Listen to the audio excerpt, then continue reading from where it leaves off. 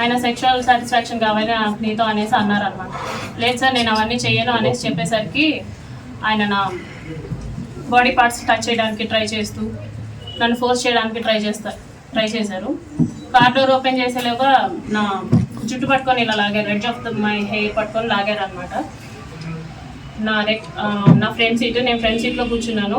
రెక్లైనర్గా bend చేసేసి నా మీదకి వచ్చేసి నేను అరవబోయాను, ప్లస్ చేతులు ఇలా పెట్టేసుకున్నాను. 2 చేతులు ఆయన ఒక చేతి ఇలా పట్టుకున్నారు, కొట్టారు ఫోర్స్ఫుల్లీ. నా ప్యాంట్ అది తీసేసి he force himself on to me for the first time.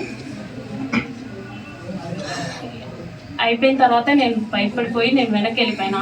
ఆ మధ్యలో నేను వెనక్కి వెళ్ళిపోయాను. ఆ seat middle of the seat ఉంటుంది కదా, దాని నుంచి నేను వెనక్కి వెళ్ళిపోయి నేను వెనక్కి కూర్చున్నాను.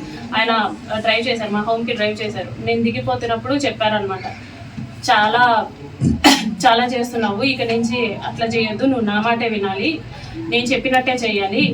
మీ హస్బెండ్ నిన్ను పట్టించుకోడేమో, నేను 1000 టైమ్స్ ఎక్కువ పట్టించుకుంటాను నేను నిన్ను, సో నేను చెప్పినట్టే చెయ్యి, ఇది ఎవరికి లీక్ చేయొద్దు అని చెప్పేసి ఆ టోన్లో నాతో మాట్లాడారు.